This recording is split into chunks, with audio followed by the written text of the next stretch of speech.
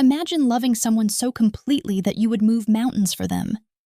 Now imagine watching that person plunge a dagger into your back. Not once, not twice, but 999 times, every single loop, every single life, the same woman, the same betrayal, the same cold steel sliding between your ribs while she whispers that she never loved you. Most men would shatter after the first death. They would crumble into dust after the 10th.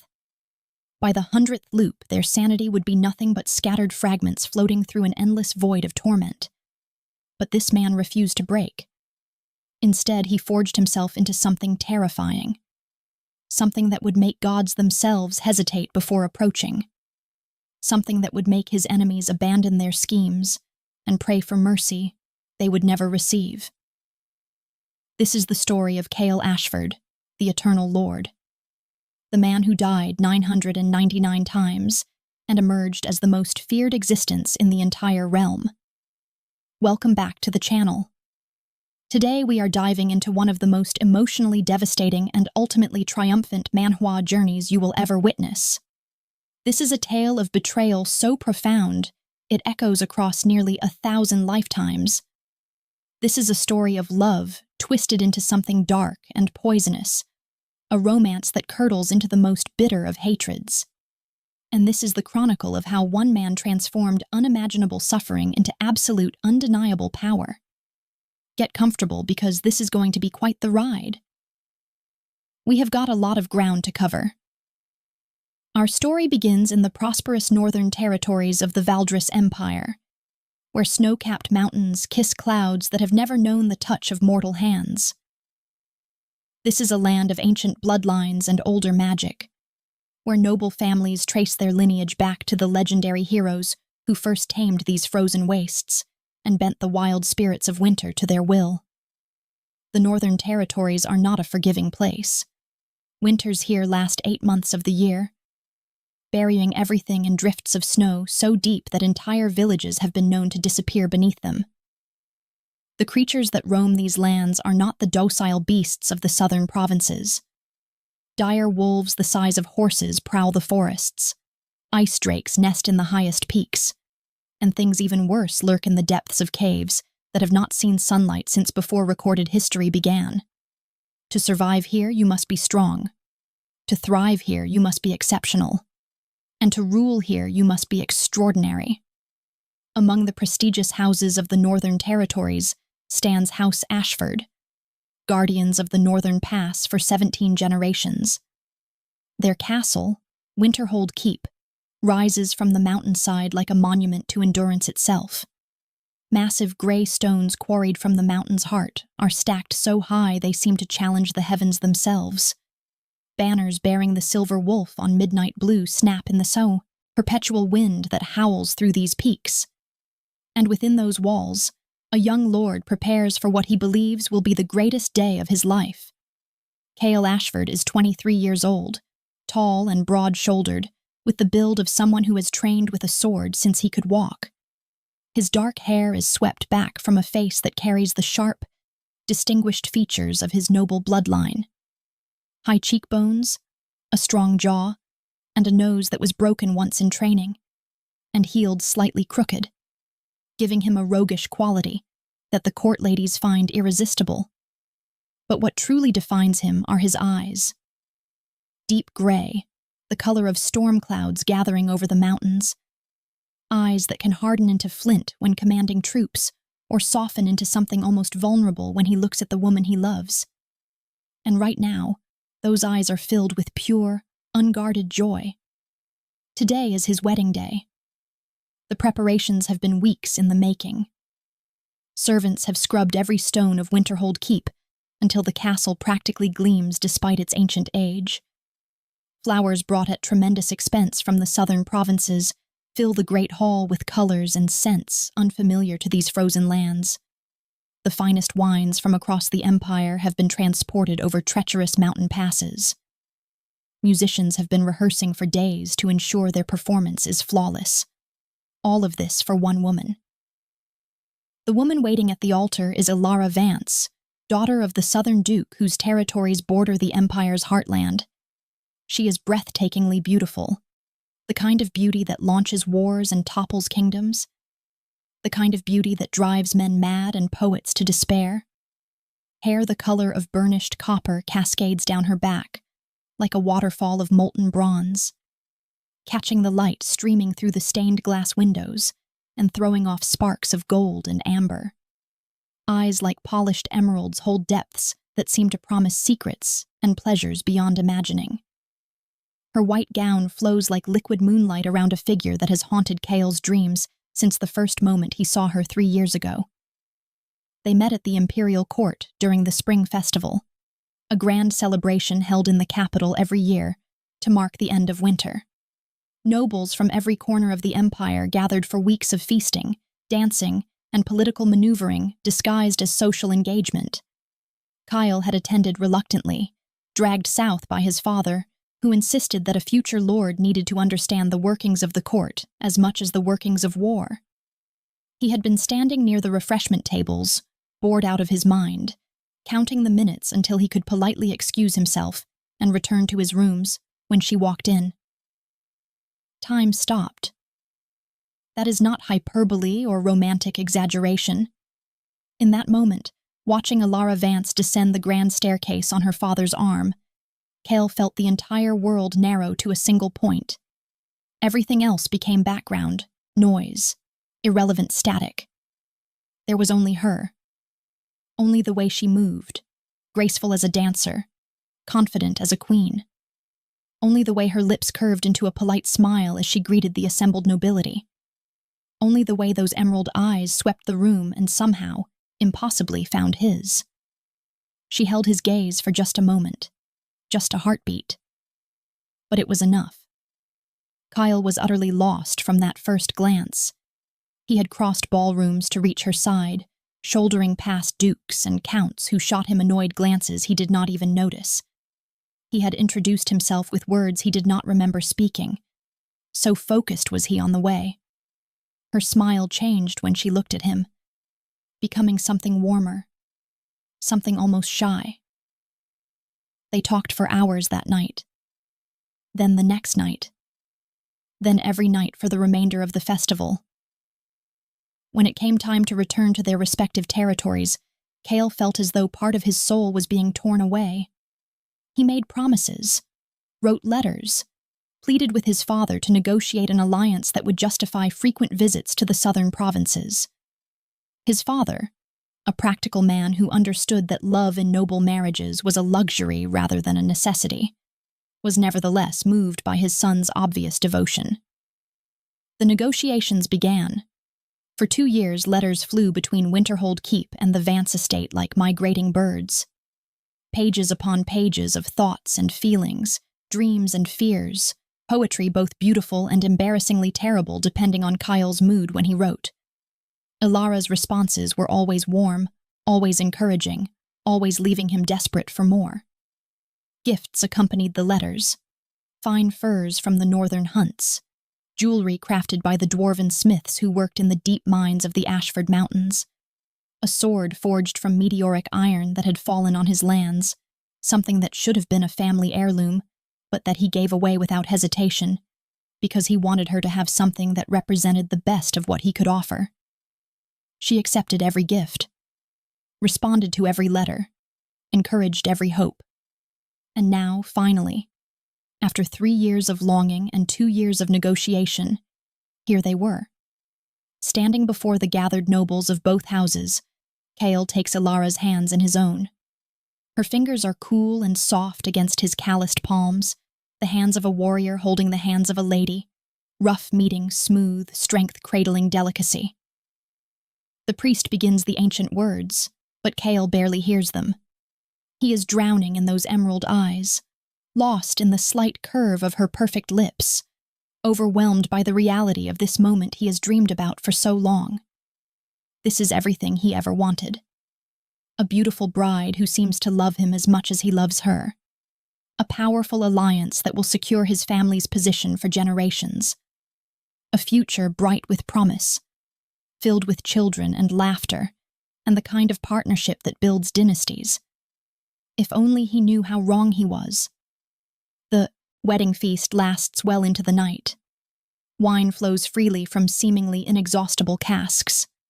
Laughter echoes through the great hall, bouncing off stone walls that have witnessed 17 generations of Ashford celebrations.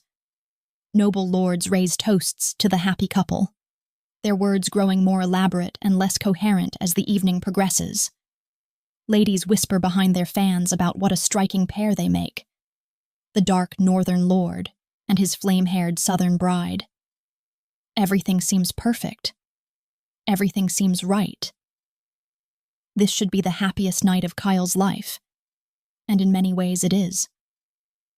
He dances with his new wife, holding her close, breathing in the scent of her perfume, feeling her warmth against him as they move through the steps. He laughs at jokes he would normally find tedious. He accepts congratulations with genuine gratitude rather than perfunctory politeness. But beneath the surface, if he were paying attention rather than floating on a cloud of romantic bliss, he might notice that something is not quite right. Ilara has barely touched her food. Her wine glass has been refilled 3 times, but the level never seems to drop. Her smile seems slightly strained at the edges, held just a fraction of a second too long, released just a fraction too quickly. When Kyle asks if something troubles her, she deflects with a gentle laugh and squeezes his hand reassuringly. He attributes it to wedding nerves. After all, this is a momentous occasion. She has left everything she knew, her home, her family, her entire way of life, to come to this frozen fortress at the edge of the empire. It would be strange if she were not a little overwhelmed. It would be surprising if she did not feel at least some anxiety about the future that awaits her. How wrong he is. How catastrophically, devastatingly wrong. As the feast winds down and guests begin retiring to their quarters, some staggering with the help of servants after consuming more wine than wisdom would recommend, Kale and Ilara make their way to the wedding chamber. Rose petals have been scattered across silk sheets that cost more than most peasants earn in a lifetime. Candles cast warm, flickering light across stone walls hung with tapestries depicting Ashford victories in battles long past. A fire crackles in the hearth, filling the room with warmth that stands in stark contrast to the frozen night beyond the windows. Through those windows, the stars are brilliant tonight. The eternal ice of the northern peaks glitters like a field of diamonds under the moonlight. It is beautiful, romantic, perfect. Kale turns to his new bride, his heart full to bursting with love and anticipation. He reaches for her, ready to take her in his arms, ready to begin their life together, ready to show her exactly how much she means to him. And that is when she moves. Her hand, the same hand he held at the altar, the same hand he kissed when they first met, the same hand that has written him hundreds of letters full of warmth and affection, emerges from the folds of her gown, clutching a blade that gleams with malevolent intent. The dagger is small but wickedly sharp, its edge glistening with something that catches the candlelight in an oily rainbow sheen. Poison. The blade is coated in poison. Kale barely has time to register what he is seeing before that blade finds its home between his ribs. Pain explodes through his chest, hot and immediate and utterly overwhelming. It is not like any wound he has experienced in training, not the clean sting of a practice sword or the dull ache of a bruise. This is violation. This is wrongness. His body knows instantly that something catastrophic has happened, something from which there may be no recovery. He staggers backward, his hands coming up instinctively to grasp the hilt protruding from his body. His fingers wrap around the weapon, but he lacks the strength to pull it free. Or perhaps some part of him knows that removing it would only hasten the inevitable. His legs give out beneath him, and he crashes to his knees, blood already soaking through his wedding clothes. The white of his ceremonial shirt turns crimson, a spreading stain that seems to pulse with each weakening beat of his heart. Blood pools on the floor beneath him, dark and glossy in the candlelight. Through blurring vision, he looks up at his wife, his beautiful bride, the woman he loved more than life itself, the woman for whom he would have conquered empires, moved mountains, challenged the gods themselves. She is smiling. Not a cruel smile exactly. Not the triumphant grin of a villain savoring victory over a fallen foe. No, her expression is almost peaceful, satisfied. Like someone completing a task they had been dreading but knew was necessary. Like someone putting down a burden they have been carrying for far too long. Kale tries to speak, tries to ask why. His lips form the word, but no sound emerges except a wet, rattling gasp. The poison is already racing through his veins, turning his blood to fire and his muscles to water. He can feel it spreading, feel the cold numbness following in its wake, feel his body shutting down system by system as the toxin does its work. Alara kneels beside him, her white gown pooling in the spreading crimson beneath his body. The fabric soaks up his blood, painting red roses across the pristine white silk. She does not seem to notice or care. She reaches out and gently cups his face, the same way she did when they first kissed, the same way she did when he proposed. Her thumb traces along his cheekbone with something that might almost be tenderness. Her voice is soft when she speaks, almost regretful. She tells him that she never loved him, that she never could, that he was always just a means to an end. House Ashford controls the northern pass, the only route through the mountains that separates the empire from the barbarian kingdoms beyond. Control the north, and you control the entire empire's defense. Her father needed that power, and she was the tool to acquire it. She tells him that she is sorry, in a way. He was kind to her, kinder than she expected, kinder than she deserved. She almost wishes things could have been different. Almost. But wishes do not move armies or topple houses. Only power does that. And power requires sacrifice. The world is going gray around the edges now. Kale can barely see her anymore, can barely feel the cold stone beneath him or the warmth of blood leaving his body. Everything is fading, dissolving, slipping away into an endless, hungry darkness. With his final breath, he tries to tell her something. Perhaps that he still loves her despite everything. Perhaps that he forgives her because he cannot imagine a world where he does not love her. Perhaps a curse upon her name for all eternity, called forth from the depths of his betrayed heart. We will never know what those words might have been. Because in that moment, with his wife's hand on his cheek, and her soft voice still echoing in his ears, Kale Ashford dies for the first time. Darkness claims him completely. Not peaceful darkness, not the gentle embrace of eternal sleep that the priest's promise awaits the virtuous dead. This darkness is hungry, consuming. It swallows him whole and pulls him down into depths that should not exist, depths that no mortal soul should ever have to navigate. He falls through nothing, falls through everything, falls through the space between heartbeats and the silence between thoughts. There is no sensation, no awareness, no self, just endless, endless falling. And then impossibly there is light. Kale's eyes snap open and he bolts upright, gasping for air like a drowning man breaking the surface of a frozen lake. His hands fly to his chest, searching frantically for the wound that should be there. Searching for blood. Searching for the dagger that was embedded in his flesh just moments ago. There is nothing. His chest is smooth and unmarked. His heart pounds strong and steady beneath his palm. Powerful and vital and very much alive. He is whole, unharmed. Not even a scar to mark where cold steel violated his body. He is alive, completely, impossibly alive. For several long moments he simply breathes, simply exists, simply tries to comprehend what has happened to him. His mind races through possibilities, each more unlikely than the last. Was it all a dream? Some terrible nightmare conjured by pre-wedding anxiety? A vision sent by the gods as a warning? But no. The memories are too vivid, too real, too saturated with sensation to be mere imagination.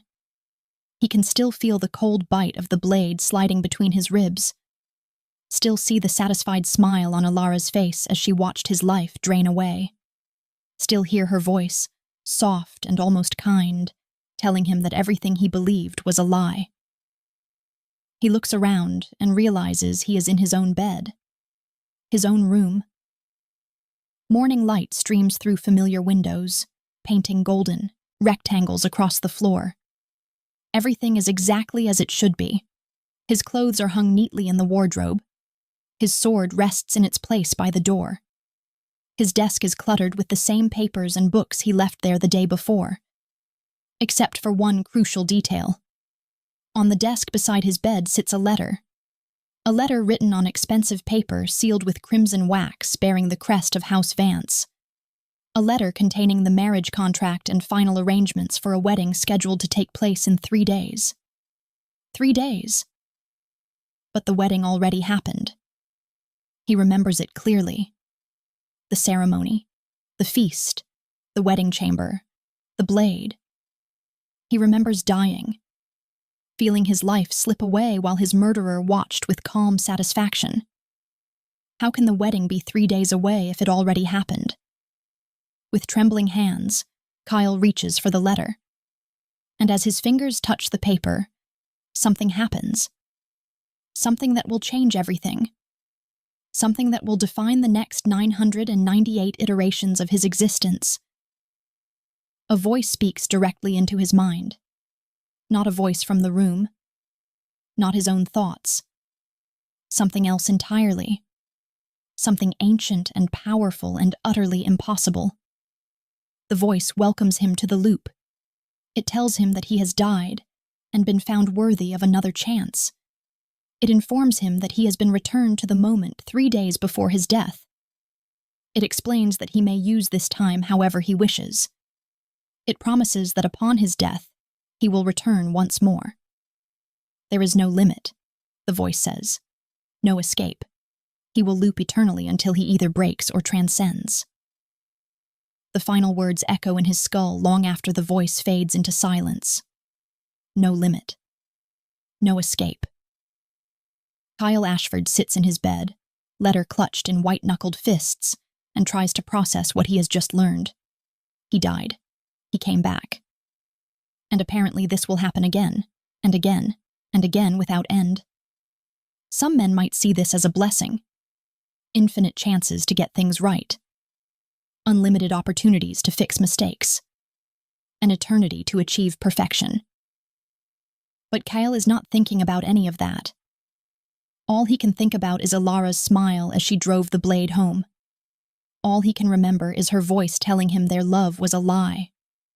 All he can feel is the echo of betrayal, fresh as the moment it happened, burning in his chest like the poison that killed him. And something in that chest, something deep and fundamental, something that has never known anything but love and hope and trust, begins to change. For the next 3 days, Kale moves through his life like a man walking through a fever dream. He attends meetings with his advisors, nodding along to discussions about winter supplies and border patrols without hearing a single word. He reviews reports from his commanders, signing documents he does not remember reading. He goes through all the motions of a lord preparing for his wedding. But his mind is elsewhere. He watches Alara with new eyes now. Studies her every gesture, every glance, every word. Searches for the cracks in her performance that he was too love-struck to notice before. And he finds them. The way her smile never quite reaches her eyes when she looks at him. Her lips curve upward, her cheeks dimple, but those emerald depths remain cool and calculating. The careful precision of her affectionate gestures, performed rather than felt, as if she learned them from a book about how lovers are supposed to behave. The subtle tension in her shoulders whenever they are alone together, a wariness she hides well but cannot completely conceal. She is acting, has always been acting, and he was too blinded by infatuation to see it. Part of him wants to confront her, wants to grab her by the shoulders and shake her and demand answers, wants to understand why she chose to destroy him, what he did to deserve such cruelty, how she could be so tender and kind in her letters while plotting his murder. But a larger part of him is curious, horrifyingly, morbidly curious. What happens if he changes nothing? What happens if he lets events unfold exactly as they did before? And so he does. The wedding proceeds. The ceremony unfolds exactly as he remembers, every word from the priest, every note from the musicians, every detail identical to his memory. The feast follows, with the same toasts raised by the same lords, the same gossip whispered by the same ladies, the same wine flowing from the same casks. The guests retire. And once again, Cale finds himself in that candlelit chamber, with rose petals scattered across silk sheets. Once again, Alara produces that poisoned blade from the folds of her gown. But this time, Cale is ready. This time, when she moves to strike, his hand shoots out and catches her wrist. The dagger stops inches from his chest, trembling between them. For a moment, surprise breaks through Alara's careful composure. Her emerald eyes widen. Her lips part in a gasp she quickly suppresses. She did not expect this, could not have anticipated that her victim would be prepared. Kyle holds her gaze steadily. He tells her that he knows everything. Something flickers across her face. Fear, calculation. It passes too quickly to identify before her mask slides back into place. She asks how he could possibly know. She asks who told him. She demands to know which of her father's servants betrayed the plan. Cale simply shakes his head. He tells her that no one told him anything. He tells her that he has been here before. And then, before she can respond, he does something that surprises even himself. He lets go of her wrist. The dagger plunges home. Pain explodes through his chest once more. And as darkness claims him for the second time, Cale watches his wife's face cycle through confusion, shock, and something that might almost be horror. The second death takes him. And 3 days later, he wakes once more. This pattern continues. Loop after loop. Death after death. Cale explores the boundaries of his strange new existence. He tries confronting Alara directly. He reveals everything he knows about the conspiracy. He presents evidence he could not possibly have acquired in 3 days, if not for his foreknowledge. He offers her mercy, understanding, even continued love if she will simply be honest with him. She kills him anyway. Sometimes with the dagger, sometimes with poison in his wine. Once, memorably, by pushing him from the castle walls after pretending to accept his offer of reconciliation. The method changes, but the outcome remains constant. He tries preventing the wedding entirely. He feigns illness severe enough to require postponement. He stages accidents that should make travel impossible. He creates diplomatic incidents that should postpone the union indefinitely. Something always goes wrong. Messages fail to arrive. Alternative arrangements materialize out of nowhere. The wedding proceeds despite his best efforts, and Alara always finds a way to end his life. He tries eliminating her before she can strike. He approaches her chambers in the dead of night with steel in his hand and murder in his heart. He has never killed anyone outside of battle, never taken a life that was not actively trying to take his own. But surely this is justified. Surely preemptive defense against an assassin is not truly murder. But when he looks down at her sleeping face, so peaceful and beautiful in the moonlight, he cannot bring himself to complete the act. His hand trembles. His resolve wavers. The love he thought he had buried rises up to choke him. She wakes. She sees the blade in his hand, and somehow, impossibly, she still manages to kill him first. The loops continue. 5 become 10, 10 become 50, 50 become 100. Kyle dies in every conceivable way. Poison and blade and fire and fall. He is killed by Alara directly, and by agents working on her behalf. He is executed for crimes he did not commit after she frames him for treason. He is assassinated in battles that should have been victories after she provides his enemies with information about his tactics. Through it all, one constant remains. Every single loop ends with Alara's betrayal. Sometimes it takes days, sometimes weeks. Once he managed to survive nearly 3 months by fleeing across the continent and hiding among common folk in a distant kingdom. But she always finds him. Her father's resources are vast, his network of spies extensive. No matter where Kyle runs, no matter how thoroughly he hides, eventually a knife finds his back or poison finds his cup. And always, it is Alara who delivers the final blow, as if their relationship demands that she be the one to end each iteration, as if the universe itself insists that she watch the light fade from his eyes again and again and again. She never loved him. She never could. By the 200th loop, something fundamental has shifted in Kyle's soul. The love that once burned so bright has cooled to ash. Not extinguished exactly, but transformed into something else entirely. He no longer looks at Alara and sees the woman he would have given his life for. He sees instead a puzzle to be solved, an obstacle to be overcome, an enemy to be defeated by any means necessary.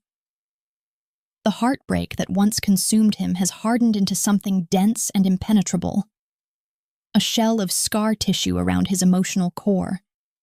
He can remember what it felt like to be devastated by her betrayal, can recall the sensation of his heart shattering into a million pieces, but he cannot feel it anymore. That pain belongs to a different person, a younger, softer Kyle who died 200 times ago. The man who once wept for his lost bride has been replaced by something colder, sharper, infinitely more dangerous. He stops seeking reconciliation, stops hoping for redemption, stops believing in the possibility of a happy ending. Instead, he begins to optimize. If death is inevitable, then each loop becomes an opportunity to learn, to train, to grow stronger than he was before. He seeks out the greatest sword masters in the realm and demands their teaching. When they refuse, seeing only a young lord with more enthusiasm than talent, he proves his worth through combat. He fights them until they have no choice but to acknowledge his potential. He loses, and loses again, and keeps fighting until the losing teaches him more than the winning ever could. When they finally accept him as a student, he absorbs their techniques with a desperation born of infinite repetition. He knows that death waits at the end of each loop, that whatever skills he develops will have to be relearned from muscle memory and mental knowledge rather than physical practice. So he focuses on understanding, on internalizing the principles behind each technique rather than merely mimicking the forms. And it works. Each loop, his body remembers a little more. Each death, a little less time is needed to recover what was lost. He develops a training regimen specifically designed to maximize skill retention across loops, pushing his body to its limits in ways that create deep physical memories even the reset cannot fully erase. He delves into forbidden libraries and uncovers ancient secrets that scholars have hidden away for centuries. He bribes, threatens, and occasionally kills to gain access to knowledge that was never meant for mortal eyes. He learns of magic long forgotten by ordinary men, techniques developed by sorcerers who lived and died before the current age began. He discovers how to channel his very life force into devastating attacks that can shatter steel and split stone. He studies politics and manipulation with the same intensity. He maps out every noble house's secrets and weaknesses, compiling dossiers that grow more comprehensive with each loop. He learns which lords can be bribed, which can be blackmailed, which will remain loyal unto death. He identifies the pressure points of the Empire's power structure, the fragile connections that hold everything together, and could be exploited to bring it all crashing down. Loop by loop, death by death, Cale Ashford transforms himself. The naive young lord who once believed in true love is burned away like morning mist before the rising sun. In his place rises something harder, something colder, something forged in the fires of hundreds of betrayals, By the 300th loop, he has killed more men than most veterans of a lifetime of warfare. His hands have been stained with blood so many times he no longer notices the sensation. By the 400th loop, he can defeat any swordmaster in the realm. His technique is not flashy or elegant, but it is brutally effective. He fights to kill, not to demonstrate skill. By the 500th loop, his magical abilities rival court archmages who have studied for decades. He can summon fire from thin air, shield himself with barriers of pure force, send his mind across vast distances to spy on enemies. But more than any of that, he has changed internally. The capacity for hope has been excised from his heart like a tumor. The ability to trust has atrophied from disuse. The desire for connection has been replaced by cold, calculated assessment. Every person he meets is evaluated for their potential threat level. Every smile is analyzed for hidden meaning. Every gesture is dissected for possible hostile intent. He has become, in a very real sense, inhuman. And yet, despite all his power, despite all his knowledge, one thing remains constant. Alara still kills him. No matter what he tries, no matter how he prepares, she always finds a way. Her father's network is too extensive. Her own cunning is too sharp. And perhaps most importantly, Kale discovers that he cannot bring himself to truly harm her. He has killed her father a dozen times in various loops, has burned her family estate to the ground, has destroyed everything she cares about. But every time he faces Alara herself, every time her life is in his hands, something stays his blade. Some final, stubborn remnant of the man he used to be refuses to let go. And that weakness always proves fatal. By the 500th loop, he has accepted this as inevitable, has even begun to appreciate it in a twisted sort of way. After all, her betrayal is the only constant in his existence, the only thing he can truly rely upon. In a strange, dark way, it has become the foundation upon which his entire being rests. Without her treachery, he would have no purpose. Without her blade, he would have no drive to improve. Without her cold words echoing through eternity, he would have nothing. And so he continues, loop after loop, death after death, forever growing stronger, forever being cut down. The dance continues. The 800th loop finds Kale standing atop a mountain of corpses. Not metaphorically, literally. He has just single-handedly destroyed an army of 15,000, men who were marching to reinforce Alara's father's territory. He killed them all. Every soldier, every officer, every camp follower who happened to be in the wrong place at the wrong time. His clothes are soaked with blood that is not his own. His blade, a weapon he forged himself using techniques from 17 different lifetimes, drips crimson onto the stained earth. Around him, the moans of the dying create a symphony of suffering that he no longer even registers. Somewhere in the distance, smoke rises from burning supply wagons. The scent of death hangs thick in the air, a cloying mixture of blood and bowels and burning flesh. Carrion birds circle overhead, patient scavengers waiting for their feast.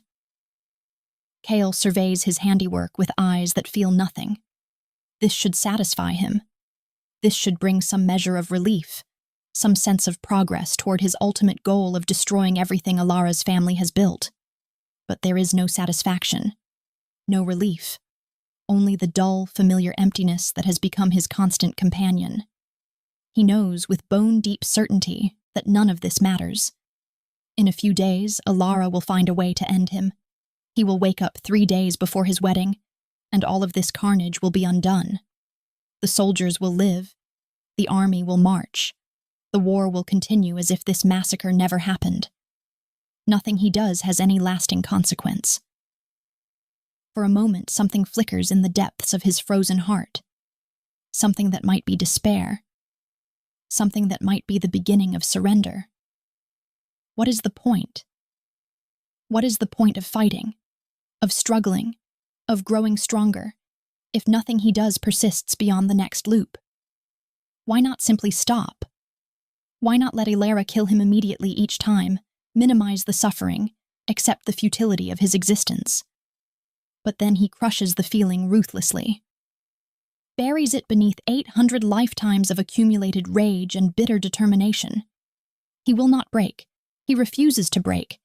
Even if every loop ends in defeat, he will face that defeat standing tall. Even if Ilara's blade finds his heart 1,000 times, he will meet each death with open eyes and defiant spirit.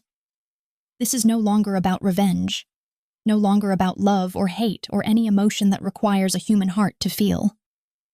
This is about principle, about refusing to surrender to a universe that has declared him its plaything. The 900th loop brings something unexpected. For the first time in centuries of subjective time, Kyle encounters someone who makes him feel something other than cold calculation.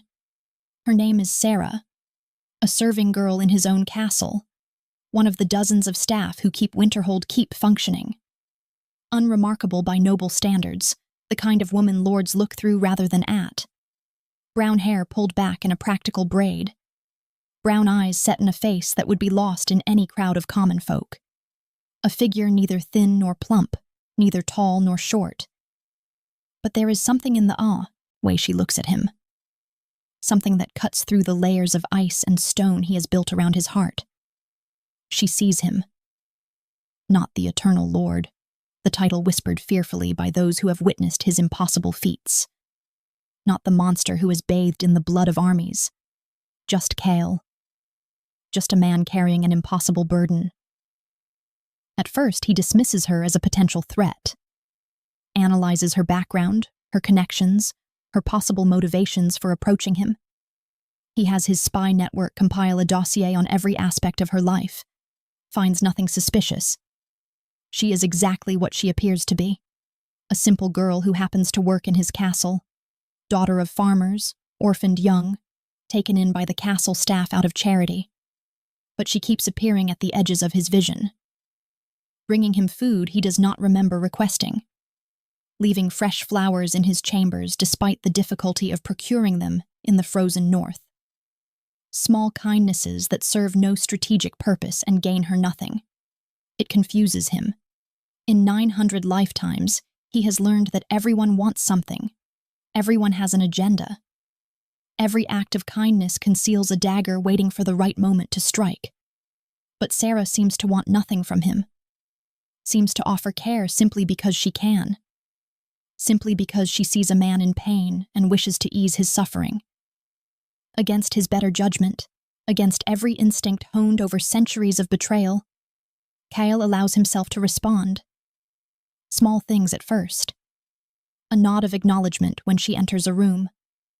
A word of thanks when she brings his meals. A brief moment of eye contact that stretches a heartbeat longer than necessary. And then one night, she finds him in the gardens.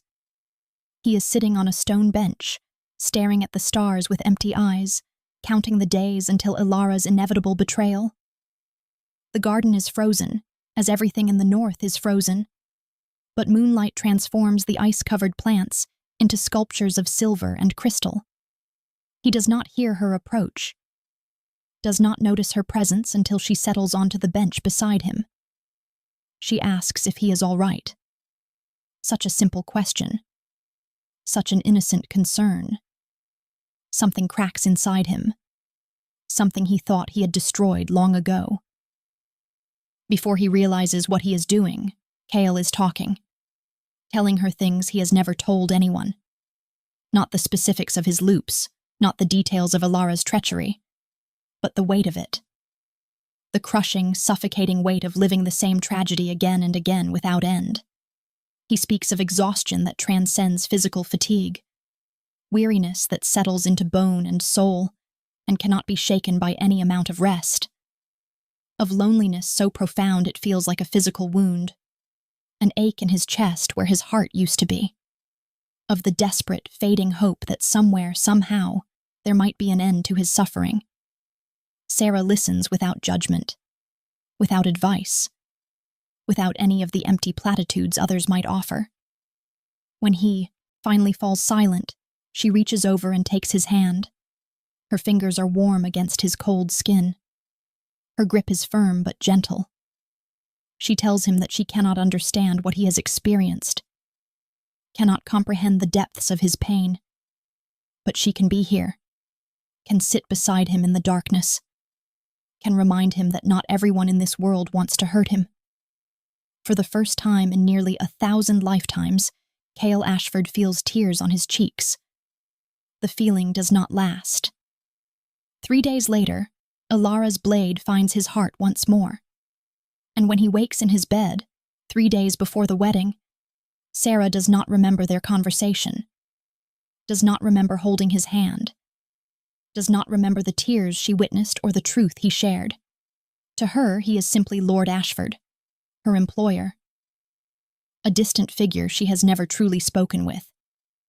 The pain of this loss surprises him. He thought himself beyond such weakness, thought he had burned away the capacity for connection along with everything else that made him human. Apparently, he was wrong. Over the next several loops, Kyle seeks out Sarah again and again. Each time, he must rebuild their connection from nothing.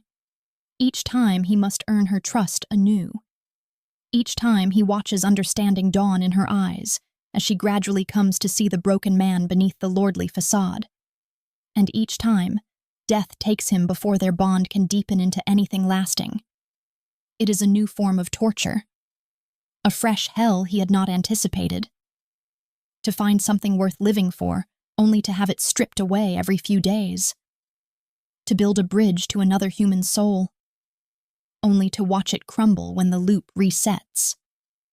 To feel hope kindle in his chest, only to have it extinguished by Ilara's inevitable blade. By the 950th loop, Cale has tried everything he can think of. He has fled with Sarah to the far corners of the world. Ilara found them. He has hidden her in fortresses defended by armies. Ilara breached them. He has sent her away for her own safety. Ilara killed him and the loop reset, making his sacrifice meaningless. Nothing works. Nothing ever works. And yet somehow, the pain of losing Sarah each loop is worse than the pain of dying. Worse than the betrayal that follows him across eternity. Because Sarah proved something Kyle had convinced himself was impossible. He can still feel.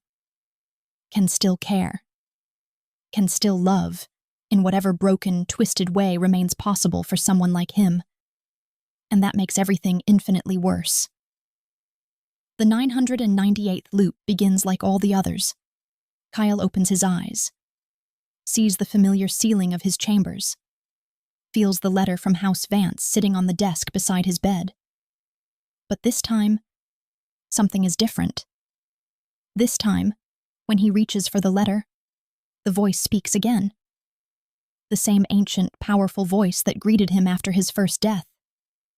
It tells him that his time is nearly at an end, that the 1000th loop will be his last, that whatever he has become, whatever he has learned, whatever power he has accumulated, must be brought to bear in his final attempt. There will be no more resets after this. No more chances to try again. Win or lose, live or die, the 999th loop will determine his fate forever. Kyle listens to these words with something approaching calm. He has been preparing for this moment for longer than most empires have existed, has honed himself into the sharpest blade this world has ever seen, has accumulated knowledge, power, and resources that would make gods jealous. If there is any version of him capable of finally breaking free, it is the version that sits in this bed right now. He rises, dresses in his finest clothes, not for the wedding, but for what comes after. For the first time in 998 attempts, Cale Ashford has a plan that might actually work. The 3 days pass differently this time. Instead of going through the motions of wedding preparation, Cale acts with purpose and precision. He meets privately with his most trusted commanders and reveals the truth of House Vance's treachery. Not his loops, not his impossible knowledge, but proof he has gathered over countless lifetimes. Letters between Duke Vance and foreign powers. Records of payments to assassin guilds. Evidence of plots that would horrify even the most cynical political operator. His commanders are shocked, outraged, ready to march on the Vance territories immediately. But Kyle holds them back. Not yet. Not until the moment is right. He visits Sarah, finds her in the kitchens, going about her daily tasks. She looks up when he enters, confusion evident on her face. Lords do not typically visit the servants' quarters. He does not try to rebuild their connection this time, does not have the days or weeks necessary to earn her trust. Instead, he simply tells her that he needs her to listen, that what he is about to say will sound impossible, but that he needs her to believe him anyway. And then he tells her everything. The loops, the deaths, the betrayals, the 1,000 lifetimes of suffering that have brought him to this moment. He tells her about their conversations in other loops, about how she held his hand in the garden, about how she was the only person in all his infinite lifetimes who ever made him feel human again. Sarah stares at him with wide eyes. Her lips tremble. Her hands shake where they grip her apron. She asks how she can possibly believe any of this. Kyle reaches into his pocket and produces a small, worn book, a journal he has carried across countless loops, filled with details that no one could know. Names of her childhood friends, the lullaby her mother sang her to sleep with, the scar on her left knee from a fall when she was 7. He hands her the book, tells her to read, tells her to decide for herself if he is mad or telling the truth. And then he leaves to prepare for what comes next. The wedding proceeds as planned. Nobles gather in the great hall. Banners snap in the wind. Priests prepare their ancient ceremonies. But this time, Kale does not stand at the altar as a lovesick fool. This time, he stands as a predator wearing the skin of prey. Alara arrives in her white gown, beautiful as ever. Her emerald eyes find his across the crowded hall. For a moment, something flickers in their depths. Recognition, perhaps, or curiosity about the strange intensity in his gaze. The ceremony begins. Words are spoken. Vows are exchanged. And then, just as the priest asks if anyone objects to this union, Kale speaks. His voice carries across the hall, silencing all other sound. He declares that he has an objection. He accuses his bride of conspiracy to murder. He charges House Vance with treason against the crown. Chaos erupts. Duke Vance surges to his feet, face purple with rage, demanding to know the meaning of this outrage. Kale's commanders step forward, presenting the evidence he gathered. Letters are read aloud. Witnesses are produced. The full scope of the conspiracy is laid bare before the assembled nobility. For a moment, Alara's composure cracks. True emotion shows on her face for the first time Kale can remember. Fear. Genuine, trembling fear. But she recovers quickly. Too quickly. Her hand moves toward the hidden blade in her gown, the same blade that has killed him 998 times. She never completes the motion. Kyle moves faster than human eyes can follow. 900 loops of combat training condensed into a single instant of perfect, devastating action. His hand closes around her wrist before she can draw. His other hand finds her throat, gentle but firm, holding her in place. He looks into her eyes. Those beautiful emerald eyes that haunted his dreams for nearly 1,000 lifetimes. He tells her that it is over, that he knows every move she will make before she makes it, that he has lived this moment more times than she can possibly imagine. And then he tells her the truth that has taken him 998 deaths to understand. He does not hate her, cannot hate her, despite everything, because without her betrayal, he would never have become what he is. Without her blade, he would never have found the strength to keep going. Without her cold words echoing through eternity, he would have given up long ago. She made him, shaped him, forged him in the fires of her treachery, and now, finally, he is strong enough to walk away. He releases her, steps back, turns to face the stunned assembly. In a voice that echoes with the authority of a man who has lived 1,000 lives, he declares that he does not want Alara's death, does not want House Vance destroyed. He wants something far more devastating. He wants them to watch as he builds an empire without them, wants them to witness him ascending to heights they can never reach, wants them to live long lives knowing that their grand scheme achieved nothing but creating their own worst nightmare. The trials that follow are swift and merciless. Duke Vance is stripped of his lands and titles. His conspirators are identified and punished. His power base crumbles like sand castles before a rising tide. Alara is confined to a tower in her former family estate, comfortable but utterly powerless. She will live out her days watching the world move on without her, watching the man she betrayed become the most powerful figure in the realm. A fate worse than death, for someone who valued influence above all else. Months pass. The realm stabilizes under Kale's guidance. His knowledge of politics, accumulated across countless loops, allows him to navigate challenges that would crush lesser men. More importantly, he has time now, time he never had before, time to do something other than prepare for inevitable death. He finds Sarah in the kitchens, still going about her daily tasks. She looks up when he enters, and this time, there is recognition in her eyes. She read his journal. She believes. He tells her that he is not sure what he wants from life anymore, that he spent so long preparing for death that he never considered what might come after. But he knows one thing with certainty.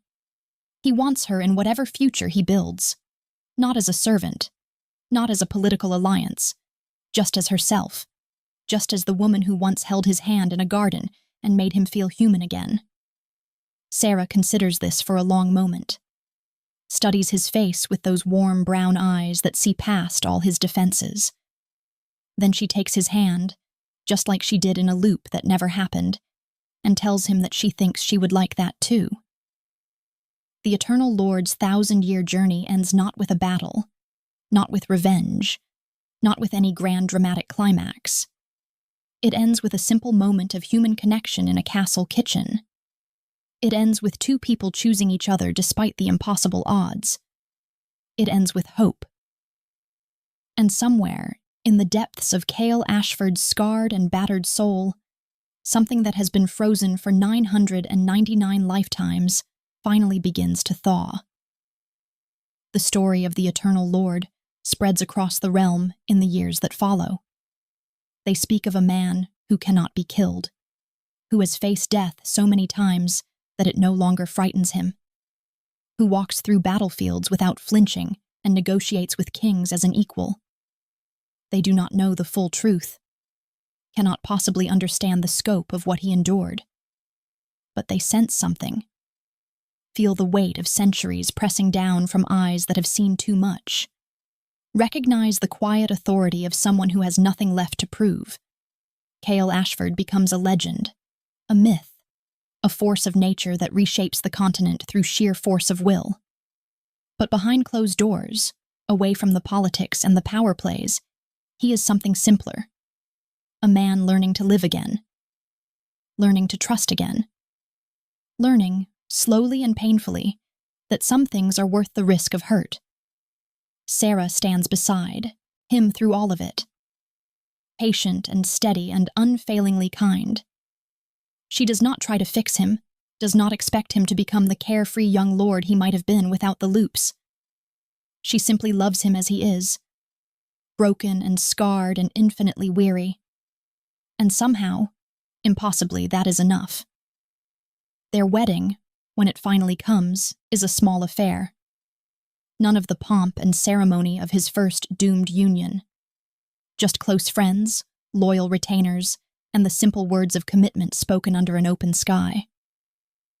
Kyle looks at his bride and feels tears on his cheeks for only the second time in 999 lifetimes. Not tears of grief this time. Tears of something he had almost forgotten how to feel. Joy. The ancient voice speaks to him one final time on his wedding night. It congratulates him on surviving the trial. on becoming worthy of the gift he was given, on proving that even the cruelest fate can be overcome by those with sufficient will. Kyle asks who speaks, what force set him on this path, why he was chosen for this particular torment.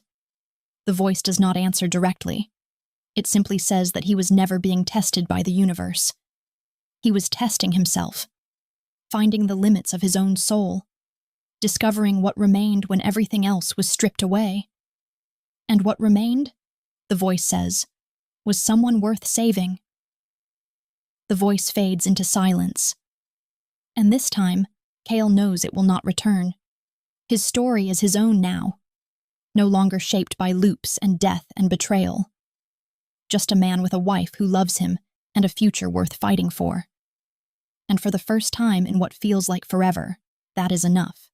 So there you have it, the complete journey of the Eternal Lord.